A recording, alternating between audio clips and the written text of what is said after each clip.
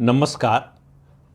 महाराष्ट्र में महायुति यानी जो गठबंधन बना है भारतीय जनता पार्टी, अजीत पवार की एनसीपी और एकनाथ शिंदे की शिवसेना का, ये तीन पार्टियों का जो गठबंधन बना है उसमें सब कुछ ठीक नहीं चल रहा। खास तौर से जब से एनसीपी अजीत पवार इस गठबंधन में शामिल हुए। कभी एकनाथ शिंदे के साथ कुछ खटपट हो जाती है, कभी भारतीय जनता पार्टी को कोई बात बुरी लगती है। अब नया मामला ये आया है कि देवेंद्र फडणवीस ने अजीत पवार को चिट्ठी लिखी है और चिट्ठी लिखकर एक तरह से चेतावनी दी है कि भाई इस तरह से नहीं चलेगा। आपको याद होगा नवाब मलिक के बारे में। नवाब मलिक को पिछले साल फरवरी में एनफोर्समेंट डायरेक्टरेट ने मनी लॉन्ड्रिंग के केस में गिरफ्तार किया था। उन पर आरोप है कि वो उनके संबंध दाऊद इब्राहिम से हैं और आतंकवादियों से हैं, और 5000 पेज की चार्जशीट फाइल की है ईडी ने उनके खिलाफ। अभी इस साल अगस्त में नवाब मलिक को मेडिकल ग्राउंड पर जमानत मिल गई, तो जमानत पर बाहर है। जमानत पर बाहर है तो चूंकि विधायक भी हैं, तो नागपुर में विधानसभा का सत्र चल रहा है, महाराष्ट्र विधानसभा का, तो उसमें शामिल होने के लिए आए, ये उनका अधिकार है।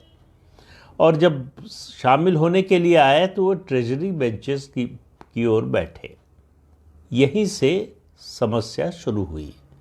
दरअसल नवाब मलिक ने अपना जो एलिजियंस है, अपना जो संबंध है, वो शरद पवार के गुट की बजाय अजीत पवार के गुट के साथ जोड़ा है और अजीत पवार के खेमे में है। इस पर भारतीय जनता पार्टी को एतराज़ है। जो बात देवेंद्र फडणवीस ने अजीत पवार को लिखी है, उन्होंने कहा कि भाई आप किसको साथी बनाएं, किसको आप अपनी पार्टी में शामिल करें, ये आपका विशेषाधिकार है, इसके बारे में हमको कुछ नहीं कहना है। आप किसके साथ रहें, किसको साथ लें, ये सब आपके देखने की चीज़ है, लेकिन हमें एतराज़ है ऐसे लोगों के लेने पर। हमारी सेंसिटिविटी का भी ख्याल रखिए, जिनके आतंकवादियों से संबंध है, जिनके खिलाफ आपराधिक मुकदमे चल रहे हैं। उनका इशारा साफ नवाब मलिक की ओर था। उन्होंने कहा अगर उनके खिलाफ जो आरोप लगे हैं उससे वो अदालत से बरी हो जाते हैं, निर्दोष साबित हो जाते हैं, तो उनका स्वागत है। अगर नहीं साबित होते हैं तब तक उनको ट्रेजरी बेंचेस में बिठाना या गठबंधन में शामिल करना, इस पर भारतीय जनता पार्टी को सख्त एतराज़ है। आपको याद होगा कि इस मामले की न केवल ईडी बल्कि एनआईए भी जांच कर रही थी। एनआईए की जांच में ये निकला कि दाऊद इब्राहिम भारत में बड़े आतंकवादी हमले की तैयारी कर रहा है। उस तैयारी के लिए वो हवाला के जरिए पैसे भेज रहा है, जिन लोगों के जरिए इस काम को उसे अंजाम देना है। तो उसी मनी लॉन्ड्रिंग के केस के मामले में जो हवाला के जरिए जो पैसा आ रहा था दाऊद इब्राहिम से, छोटा शकील, जावेद चिकना, पारकर, छोटा शकील, इन लोगों के मामले की जांच में नवाब मलिक का भी नाम सामने आया। उसके बाद उनके खिलाफ मनी लॉन्ड्रिंग का केस हुआ कि जो पैसे आ रहे हैं वो एक्सटॉर्शन से हैं, या जो है दाऊद इब्राहिम की और उनके साथियों की जो प्रॉपर्टी है, इलीगल प्रॉपर्टी है, उनकी सेल से आया है। ये सब आरोप हैं और तमाम आरोप है। 5000 पेज की चार्जशीट का मतलब आप समझ सकते हैं कि आरोप कितने गंभीर और कितने ज़्यादा हैं नवाब मलिक के खिलाफ। भारतीय जनता पार्टी उनके खिलाफ अभियान चलाती रही है। नवाब मलिक प्रधानमंत्री नरेंद्र मोदी से लेकर बीजेपी और जो है संघ परिवार तक सबके खिलाफ बोलते रहे, लगातार बोलते रहे हैं। गिरफ्तारी से पहले लगभग रोज़ प्रेस कॉन्फ्रेंस करके जो है बीजेपी के खिलाफ वो बोलते थे। और उसके बाद अब चूँकि एनसीपी में स्प्लिट हो गया है, एनसीपी में नवाब मलिक एनसीपी के सदस्य हैं और वो शरद पवार को छोड़कर अजीत पवार के साथ आ गए। उनको मालूम है कि अजीत पवार सत्ता के साथ हैं, तो इसलिए उनके लिए कुछ बचत हो सकती है, शायद इस उम्मीद में उनके साथ आए हैं।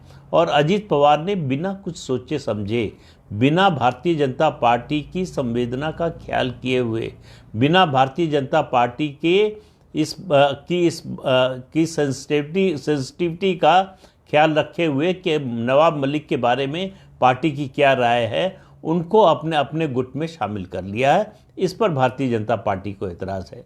देवेंद्र फडणवीस ने कहा कि सत्ता आती जाती रहती है, लेकिन देश ज़्यादा इम्पॉर्टेंट है। सत्ता से ज़्यादा महत्व हमारे लिए देश का है। उनका साफ इशारा था कि जो लोग देश के विरोध में काम कर रहे हैं, जो देश में आतंकवाद फैलाना चाहते हैं, जो देश में फिरका परस्ती फैलाना चाहते हैं, उनका साथ हम नहीं दे सकते। अजित पवार को ऐसे लोगों को साथ लेने से पहले ये सोचना पड़ेगा। देखिए, जब से अजित पवार को साथ लिया है बीजेपी ने इस गठबंधन में, दो चीज़ें हुई हैं, पॉजिटिव और नेगेटिव दोनों। पॉजिटिव ये हुई है कि अभी हाल में ग्राम प्रधान के चुनाव हुए, उसमें जो है बड़ा स्पष्ट हो गया कि अजित पवार एनसीपी का वोट का जो आधार है, जनाधार है, वो लेकर आए हैं। इसी तरह से एकनाथ शिंदे भी शिवसेना का जनाधार लेकर आए हैं। इन दोनों नेताओं ने ये साबित किया इस चुनाव में कि उनके साथ उनकी पार्टी का जनाधार भी आया है, केवल विधायक नहीं आए हैं। तो ये तो पॉजिटिव बात हुई है। उससे ये उम्मीद बनी है कि 2024 के लोकसभा और उसके बाद में होने वाले, साल के आखिर में होने वाले विधानसभा चुनाव में जो महायुति बनी है ये तीन पार्टियों की, इसकी स्थिति बहुत अच्छी होने वाली है। लोकसभा में भी अच्छी सीटें आने वाली हैं और विधानसभा चुनाव में भी। सीटों का बंटवारा जरूर एक समस्या बाद में बनेगा, ये ऐसा अभी से दिखाई दे रहा है, लेकिन वो बात की बात है, वो कोई इतना बड़ा इश्यू नहीं है। लेकिन जो नेगेटिव बात है वो ये है कि अजीत पवार को लेते ही भारतीय जनता पार्टी का जो वंशवाद विरोधी राजनीति थी, जो उसका प्लान था, उसको धक्का लगा है। दूसरा, भ्रष्टाचार के खिलाफ ज़ीरो टॉलरेंस की जो पॉलिसी प्रधानमंत्री नरेंद्र मोदी की है, उसको भी धक्का लगा है। अजीत पवार और भ्रष्टाचार ये दोनों एक दूसरे के पर्यायवाची हैं। भले ही उनके खिलाफ कोई आरोप साबित हुआ हो न हुआ हो, पब्लिक लाइफ में परसेप्शन का बहुत महत्व होता है, जन धारणा का बड़ा महत्व होता है। अजीत पवार को लेकर कोई ईमानदारी की बात नहीं कर सकता। अजीत पवार और भ्रष्टाचार दोनों का चोली दामन का साथ है, ऐसा लोगों का मानना है। और जो कुछ दिखाई देता है सामने, और ये बात केवल मानने की लोगों की नहीं है, ये आरोप भारतीय जनता पार्टी के नेता खुद लगाते रहे हैं। तो इसलिए जो है लोगों के लिए ये पचाना थोड़ा मुश्किल हो रहा है कि अब अजीत पवार भाजपा के साथ आ गए हैं तो कैसे ईमानदार कहे जा सकते हैं। लेकिन वो भ्रष्टाचार का मामला तो फिर भी छोटा हो जाता है, आतंकवाद का मामला तो बहुत बड़ा है। नवाब मलिक को कैसे भारतीय जनता पार्टी अपने साथ बिठा सकती है, जिस पर दाऊद इब्राहिम का आदमी होने का आरोप है, दाऊद इब्राहिम के लिए मुंबई में काम करने का आरोप है, जिस पर मनी लॉन्ड्रिंग का आरोप है कि वो आतंकवादी गतिविधियों के लिए जो पैसा आ रहा है उसमें नवाब मलिक भी शामिल हैं उस पैसे को पाने वालों में। ये अभी आरोप के स्तर पर है, अभी कुछ अदालत से साबित नहीं हुआ है।